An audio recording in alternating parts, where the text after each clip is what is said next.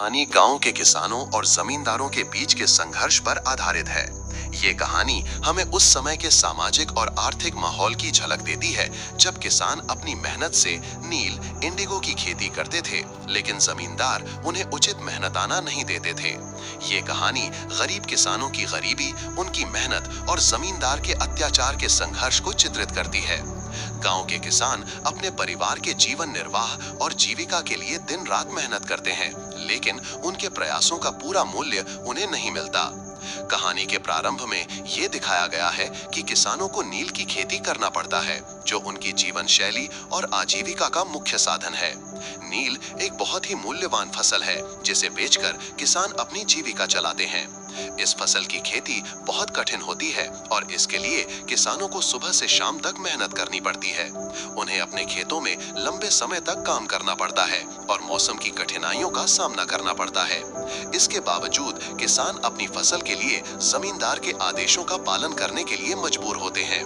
किसानों के जीवन में जमींदार का दबदबा स्पष्ट रूप से दिखाया गया है। जमींदार हमेशा किसानों से अधिक उत्पादन की उम्मीद रखते हैं। वे किसानों को धमकाते हैं और उन्हें दबाव में रखते हैं कि वे और अधिक मेहनत करें और उत्पादन बढ़ाएं। जमींदार किसानों के जीवन की कठिनाई और उनकी मेहनत की परवाह नहीं करते। उनकी दृष्टि केवल लाभ कमाने की होती है। ये किसानों के लिए एक बड़ी चुनौती बन जाता है, क्योंकि उन्हें अपने परिवार की जीविका और जीवन यापन के लिए जमींदार की मांगों को पूरा करना पड़ता है। इस परिस्थिति में किसान खुद को बहुत असहाय महसूस करते हैं। कहानी में किसानों के संघर्ष और उनकी एकता पर विशेष जोर दिया गया है। एक दिन किसान ये तय करते हैं कि वे जमींदार के अत्याचार के खिलाफ आवाज उठाएंगे। वे समझते हैं कि अगर वे एकजुट नहीं हुए और चुपचाप अपनी मेहनत से अपना जीवन बिताने लगे, तो उनका मेहनताना और सम्मान कभी नहीं मिलेगा। उनके इस संघर्ष के माध्यम से कहानी ये संदेश देती है कि एकता और साहस के बिना गरीबों और मजदूरों का जीवन हमेशा कठिन और असमान रहेगा। किसान अपनी मेहनत और अधिकार के लिए जमींदार के सामने खड़े होते हैं और धीरे धीरे उनकी आवाज गांव के अन्य लोगों तक पहुंचती है। कहानी में ये भी दिखाया गया है कि कैसे किसान जमींदार के अत्याचार के बावजूद अपने जीवन में संतोष और उम्मीद बनाए रखते हैं। उनके चेहरे पर मेहनत की झुर्रियां और कठिनाइयों के निशान स्पष्ट रूप से दिखाई देते हैं, लेकिन वे अपने संघर्ष से पीछे नहीं हटते।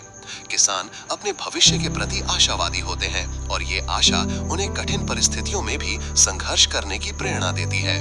कहानी में गांधी जी के आदर्शों और उनके सत्याग्रह की झलक भी मिलती है। गांधी जी की सक्रियता और उनकी सामाजिक न्याय की नीति किसानों को प्रेरित करती है।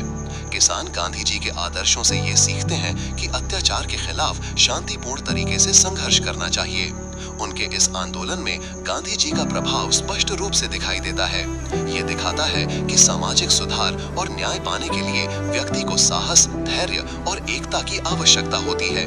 किसानों के संघर्ष के दौरान ये देखा जाता है कि उनकी मेहनत और साहस धीरे धीरे परिणाम दिखाने लगते हैं। जमींदार को एहसास होता है कि गरीब किसानों का सम्मान करना जरूरी है और उनकी मेहनत को नजरअंदाज नहीं किया जा सकता।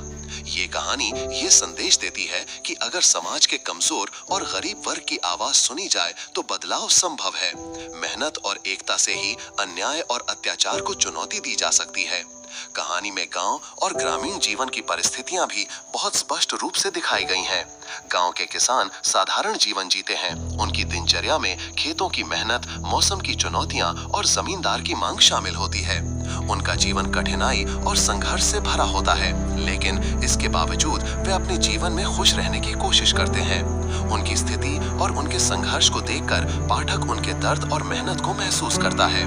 कहानी का मुख्य संदेश यही है कि मेहनत का सम्मान होना चाहिए और अन्याय के खिलाफ आवाज उठाना जरूरी है।